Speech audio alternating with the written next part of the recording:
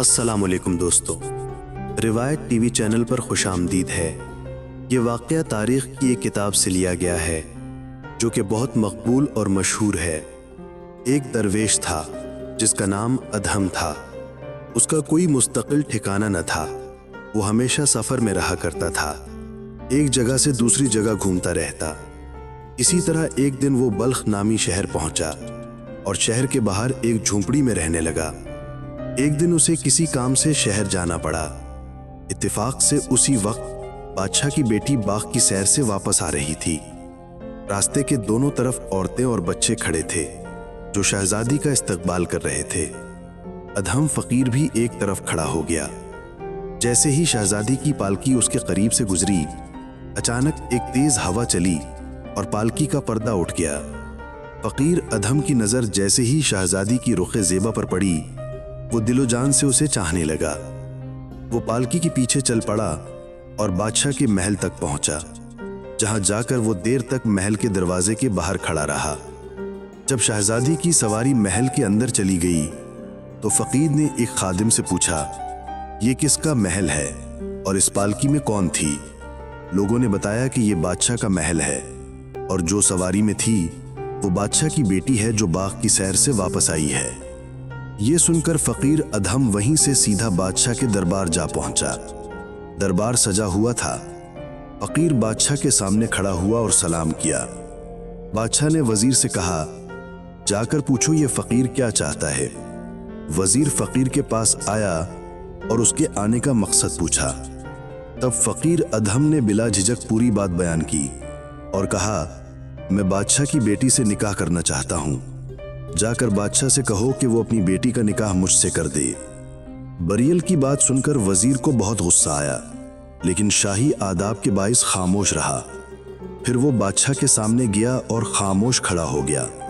بادشاہ نے وزیر کے چہرے سے اندازہ لگا لیا کہ کچھ خاص بات ضرور ہے۔ اس نے حکم دیا، سچ سچ بتاؤ، یہ فقیر کیا چاہتا ہے؟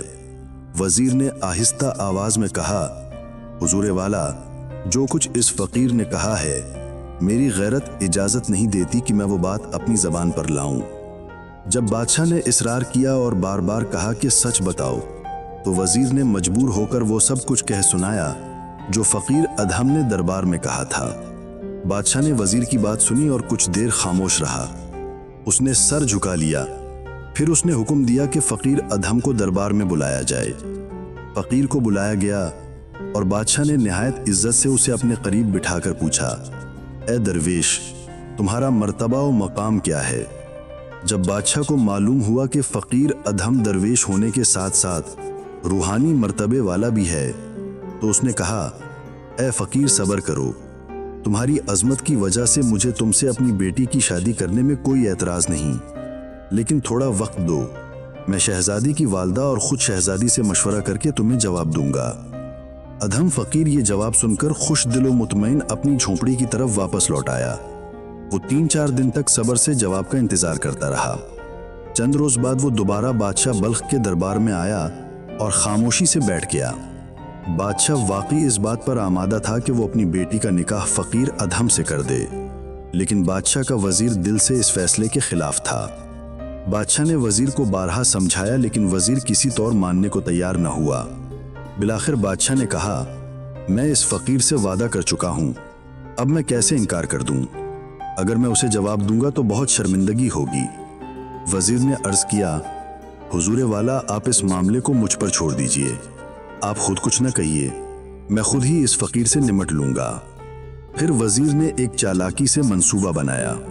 اس نے شاہی خزانے کا سب سے قیمتی اور نایاب موتی نکالا اور فقیر کے سامنے پیش کر کے کہا، اگر تم بادشاہ کی بیٹی سے شادی کرنا چاہتے ہو تو ایک شرط ہے۔ فقیر نے پوچھا، کیا شرط ہے؟ وزیر نے کہا، یہ جو نایاب موتی ہے، اگر تم ایسا ہی ایک اور موتی لے آؤ تاکہ جوڑا مکمل ہو سکے، تو پھر ہم اس جوڑے سے شہزادی کا لباس تیار کریں گے۔ فقیر ادھم نے وزیر کی بات سنی اور مسکرا کر کہا، اچھا، اگر یہی چاہتے ہو تو میں کوشش کروں گا۔ وزیر نے سر ہلا کر کہا، ہاں، ہمیں بالکل ایسا ہی دوسرا موتی چاہیے۔ ادھم فقیر نے وزیر سے پکا وعدہ لیا اور وہاں سے روانہ ہو گیا۔ اسے معلوم ہوا کہ ایسے نایاب موتی دریا سے نکلتے ہیں۔ चुनांचे वो दरिया के किनारे जा पहुंचा और दरिया का पानी निकालने लगा। वो खाने पीने और सोने को भूल गया। सुबह से शाम तक बस एक ही काम में मशगूल रहा, दरिया का पानी निकालना। इसी दौरान अचानक हजरत खिज़र अलैहिस्सलाम जाहिर हुए। अदहम फकीर उन्हें देखकर बेहद खुश हुआ, सलाम अर्ज किया और कहा, ए अल्लाह के बरगुज़ीदा बंदे, आप कौन हैं? कहीं आप खिज़र अलैहिस्सलाम तो नहीं? हजरत खिज़र ने फरमाया, अल्लाह ताला ने मुझे तुम्हारे पास भेजा है ताकि तुम्हारी ख्वाहिश पूरी हो। बताओ तुम क्या चाहते हो? अदहम फकीर ने खुशी से कहा, ए अल्लाह के बरगुज़ीदा हस्ती, आपने मुझे मेहनत से क्यों रोका? हजरत खिज़र ने मुस्कुराकर जवाब दिया, अगर तुम 1000 साल भी दरिया का पानी निकालते रहो तो ये कभी खुश्क नहीं होगा। बेहतर है कि तुम अपना मुद्दा बयान करो ताकि अल्लाह ताला तुम्हारे लिए आसानी पैदा करे। अदहम फकीर ने पूरी दास्तान हजरत खिज़र को सुना दी। हजरत खिज़र ने फरमाया, तुम यहीं सुकून से बैठो, मैं अल्लाह के हुक्म से तुम्हारे सामने इतने मोती रख दूंगा कि तुम उन सबको संभाल भी ना सकोगे। ये कहकर हजरत खिज़र गायब हो गए। उसी लम्हे दरिया में तुग़यानी आ गई, पानी की लहरें बुलंद होने लगीं। दरिया का किनारा मोतियों और अशरफियों से भर गया और गैब से आवाज आई, ए दरवेश, यहाँ से जितने मोती चाहो ले लो। अदहम फकीर ने अल्लाह का शुक्र अदा किया और उन अशरफियों को तोड़कर उनसे मोती निकालने लगा। उसने उनमें से 12 मोती चुने जो मार्बल यानी संगे मरमर के बराबर बड़े और अंडे के साइज के थे। ये मोती इतने नायाब और कीमती थे कि किसी बादशाह को भी मैसर न आ सकते थे।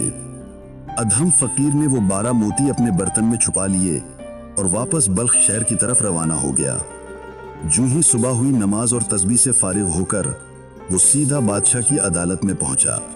अपने बर्तन से 12 बड़े नायाब मोती निकाले और बादशाह के सामने रख दिए।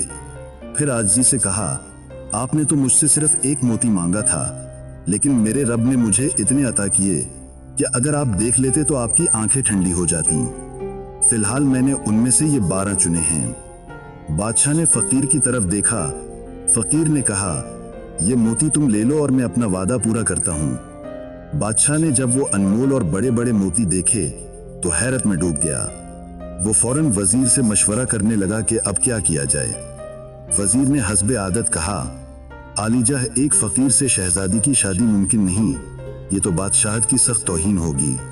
बादशाह ने आहिस्तगी से कहा, ये सब ठीक है, लेकिन मुझे अपनी जान का खतरा महसूस होता है। ये दरवेश निहायत मालदार लगता है और बावकार भी। अगर इसने बद्दुआ दे दी तो हम सिर्फ पछतावा ही करेंगे।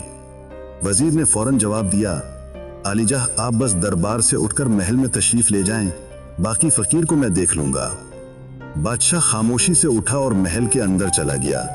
जैसे ही वो महल में दाखिल हुआ, वजीर ने दरवेश को बुलाया और तंजिया अंदाज में कहा, ए पागल इंसान, तुम क्या समझते हो?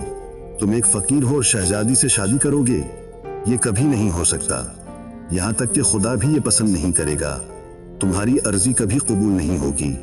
बेहतर यही है कि अपनी जान बचाओ और यहाँ से भाग जाओ, वरना जो किस्मत में लिखा है वही होगा। दरवेश ने बड़ी संजीदगी से जवाब दिया, खुदा से डरो।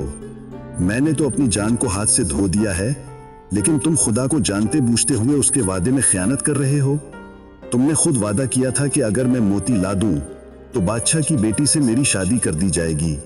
अब तुम उससे मुकर रहे हो। खुदा का खौफ करो। वजीर गुस्से से लाल पीला हो गया। उसने मुहाफिजों को हुक्म दिया, इस फकीर को शहर से बाहर निकाल दो, इसे दोबारा दरबार के अंदर न आने देना। मुहाफिजों ने दरवेश को पकड़ा, जबरदस्ती महल से निकाला और शहर से बाहर फेंक दिया। दरवेश हैरान, अफसुर्दा और गमज़दा था। आंखों में आंसू लिए वो अपनी झोंपड़ी की तरफ वापस चला गया। कुछ वक्त ही गुजरा था कि बादशाह की बेटी को अचानक शदीद पेट का दर्द उठा। लाख इलाज किए गए, हर तदबीर आजमाई गई, मगर कोई फायदा न हुआ और कुछ ही देर में शहजादी ने दम तोड़ दिया। शहर में कहराम मच गया, हर तरफ शोक का आलम था। बादशाह खुद सदमे से निढाल हो गया।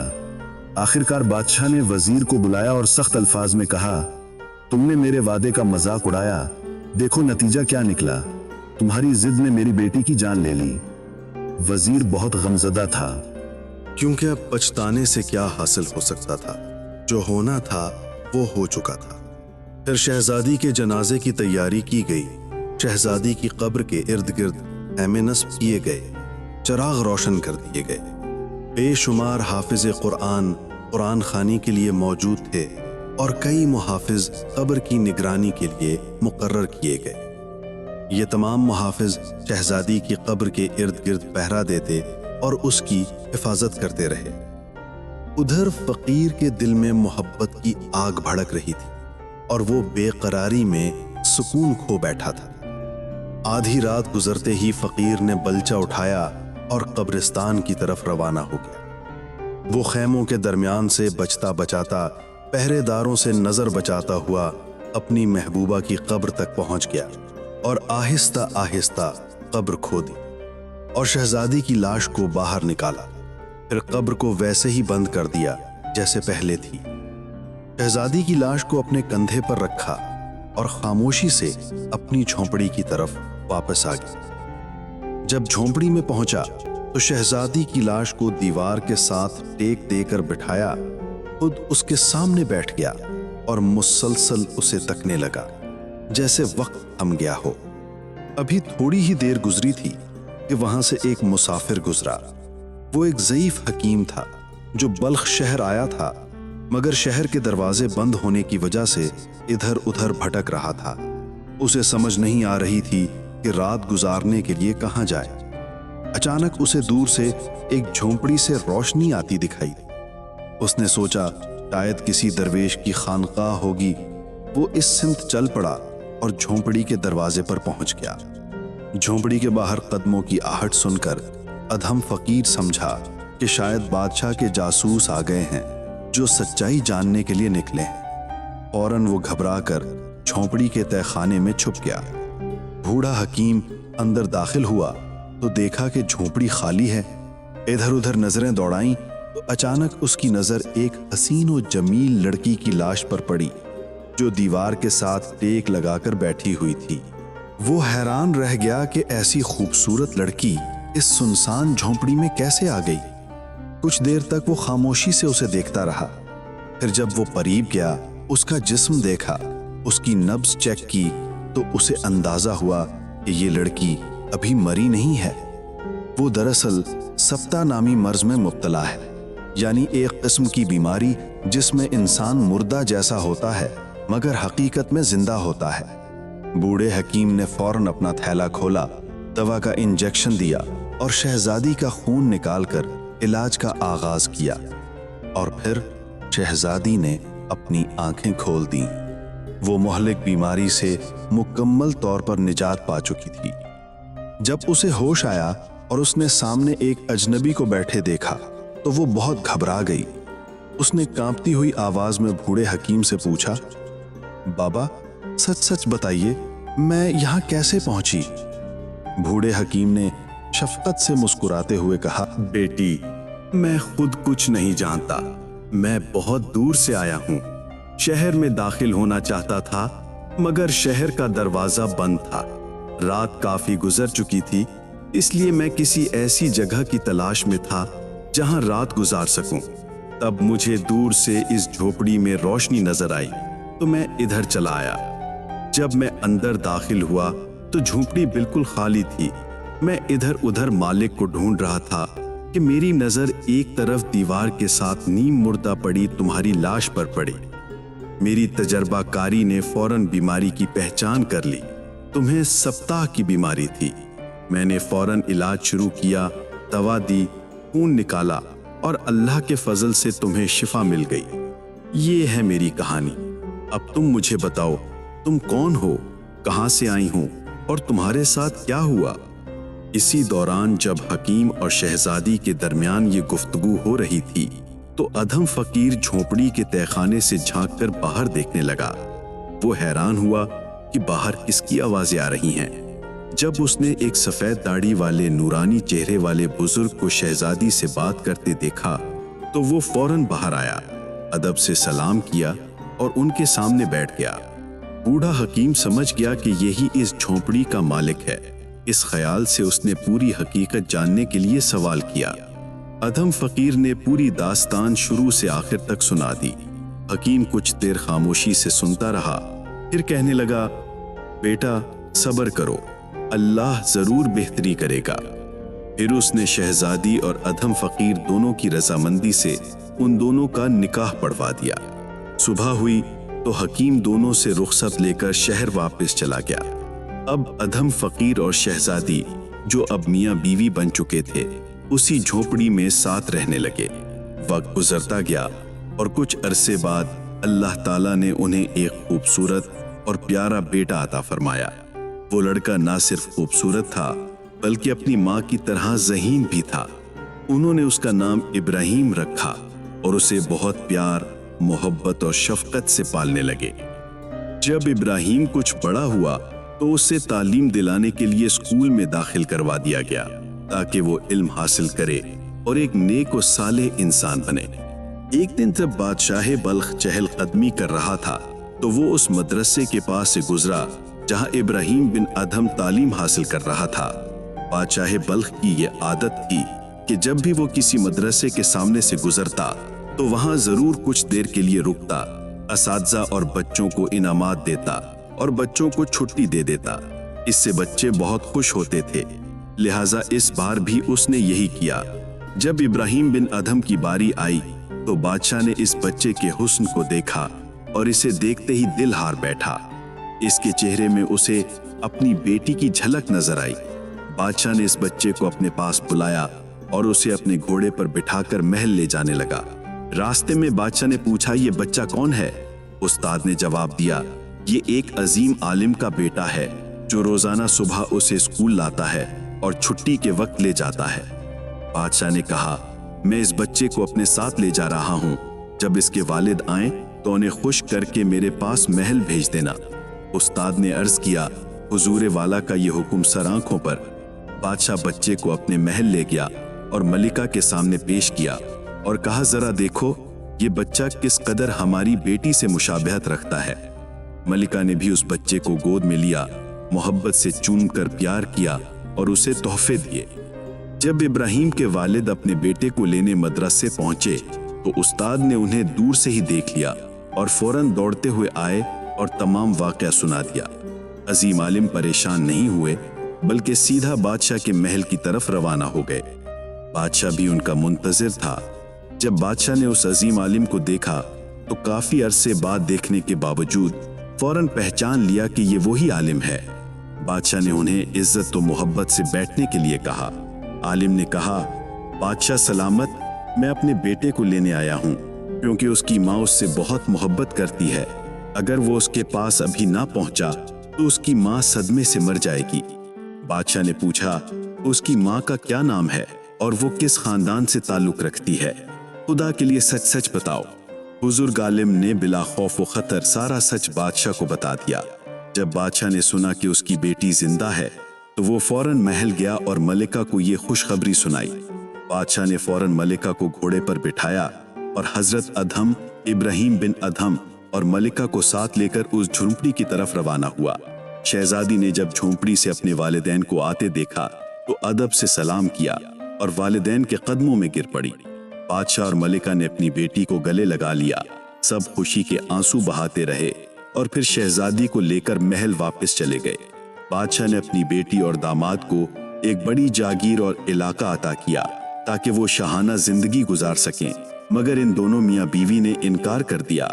بادشاہ اور ملکہ دونوں اس نکاح پر بہت خوش تھے۔ بادشاہ نے جاگیر دی مگر وہ دونوں عاجزی اور فقر کی راہ پر قائم رہے۔ سلطان نے شہزادی اور ادھم کی رضامندی سے ابراہیم بن ادھم کو ولی عہد مقرر کر دیا۔ کچھ عرصے بعد سلطان کا انتقال ہو گیا اور ابراہیم بن ادھم بلخ کا سلطان بنا۔ وہ حکومت کے معاملات بہت اچھے سے چلاتا تھا، رعایا بہت خوش تھی، لیکن اس کے دل میں ایک عجیب سی بے چینی تھی۔ کہتے ہیں ہر انسان اپنے اصل کی طرف واپس لوٹ جاتا ہے، اسی طرح ابراہیم بن ادھم کو بھی شان و شوکت اور شاہانہ زندگی بہت بے چین رکھتی تھی۔ ایک دن سلطان اپنے محل میں سو رہا تھا کہ اچانک محل کی چھت ہلنے لگی اور اسے لگا کہ کوئی چھت پر چل رہا ہے۔ سلطان نے آواز دے کر پوچھا کہ چھت پر کون ہے؟ چھت سے آواز آئی، میرا ایک اونٹ کھو گیا ہے، میں اسے ڈھونڈنے کے لیے محل کی چھت پر آیا ہوں۔ سلطان نے کہا، اے بے وقوف، اونٹ ڈھونڈنا ہے تو صحرا میں تلاش کرو۔ महल की छत पर ऊंट कहां से आ गया? इसी वक्त सुल्तान को आवाज सुनाई दी, ए गाफिल, ये रब की मर्जी है।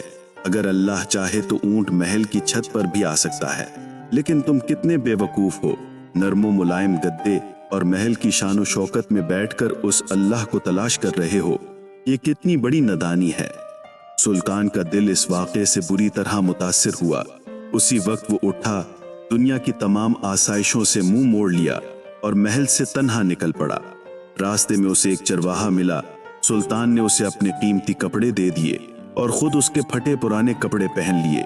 फिर वो रास्ता तय करता हुआ मारवा पहुंचा और वहां से निशापुर रवाना हुआ। निशापुर जाकर एक गार में दाखिल हो गया। जब सुल्तान इब्राहिम बिन अदहम ने सल्तनत को खैराबाद कहा और बल्ख शहर छोड़ दिया, तो वो कुछ अरसा दरियाए दजला के किनारे आबाद हो गया। आपके वुज़रा और दरबारी आपकी तलाश में निकले और वहां पहुंच गए। उस वक्त आप अपना पुराना फटा कुर्ता सी रहे थे। जब लोगों का हुजूम देखा तो पूछा, तुम कौन हो और कहां से आए हो? लोगों ने हकीकत बयान करते हुए अर्ज की, हुजूर, आप वापस बल्ख शहर चलें। आपने कोई जवाब ना दिया, सिर्फ फरमाया, मैं कभी वापस ना जाऊंगा। जब लोगों ने बहुत इसरार किया तो आपने हाथ में पकड़ी वो सुई जो आप कुर्ता सीने के लिए इस्तेमाल कर रहे थे, दरियाए दजला में फेंक दी और फरमाया, अगर तुम लोग मेरी ये सुई दरिया से निकाल लाओ तो मैं तुम्हारे साथ वापस बल्ख शहर जाऊंगा। ये लोग बहुत कोशिशें करते रहे, लेकिन कुछ हासिल ना कर सके और वापस जाने को भी तैयार न थे। फिर आपने दरिया की तरफ इशारा किया और कहा, ए दरिया की मछलियों, जो भी तुम में से मेरी सुई रखे हुए है उसे मेरे पास लाकर दे दो। फौरन दरिया से सैकड़ों सुनहरी सुइयां मछलियों के मुंह से निकली और उनमें से एक के मुंह में आपकी सुई थी। हजरत ने वही सुई उस मछली के मुंह से निकाली और कहा, मैं बल्ख शहर का बादशाह नहीं बनना चाहता। तुम जाओ और जो भी शख्स तुम्हें इस काम के लायक लगे उसे अपना बादशाह बना लो। ये सब लोग बहुत हैरान और परेशान हो गए और मायूसी के साथ वहां से वापस चले गए। हजरत इब्राहिम बिन अदहम बहुत ही आजी और इनकिसारी वाले थे। एक दफा एक शख्स हजरत इब्राहिम बिन अदहम की खिदमत में आया और कहा, हजरत, मुझे कुछ नसीहत दीजिए। आपने फरमाया, जो बंधा हुआ है उसे खोल दो और जो खुला हुआ है उसे बंद कर दो। इस शख्स ने कहा, हजरत, मैं समझ नहीं पाया। आपने फरमाया, वो पैसे का थैला जो बंधा है उसे खोल दो और वो मुंह जो खुला हुआ है उसे बंद कर दो। फिर आपने कहा, जब तुम अपनी बीवी को बेवा, अपने बच्चों को यतीम और खुद को कुत्ते के बराबर ना समझो तो ये तवक्को ना रखो कि तुम अल्लाह की मजलिस में बैठोगे। अल्लाह की मजलिस में बैठना बहुत ही थका देने वाला काम है और ये बहुत मुश्किल काम है। हजरत इब्राहिम बिन अदहम के दो कामिल और मजबूत खलीफा थे। एक हजरत हुजा हुजैफा मरशद रहमतुल्लाह अलैह और दूसरे ख्वाजा शफीक बल्खी रहमतुल्लाह अलैह। आपको दुनिया में कहीं भी करार महसूस नहीं होता था। आपकी जिंदगी एक मिसाल बनी कि जब इंसान रूहानियत की तरफ माइल होता है तो दुनियावी आसाइशों से मुंह मोड़ लेता है और सिर्फ अल्लाह की रजा के लिए अपनी जिंदगी गुजार देता है। आप लोगों की नजरों से पोशीदा रहे। बाज कहते हैं कि आप बगदाद में थे और बाज कहते हैं कि आप शाम में थे, लेकिन ज्यादा सही बात यह है कि हजरत लूत अलैहिस्सलाम के मजार के करीब एक गार था और आप उसी गार में थे और आप उसी जगह फौत हुए। ये मशहूर है कि जब आप रहमतुल्लाह अलैह फौत हुए तो गैब से आवाज आई कि ये अल्लाह का बंदा था और अल्लाह की मोहब्बत में फौत हुआ। लोग इस आवाज को सुनकर बहुत हैरान हुए। फिर मालूम हुआ कि हजरत इब्राहिम बिन अदहम रहमतुल्लाह अलैह फौत हो गए।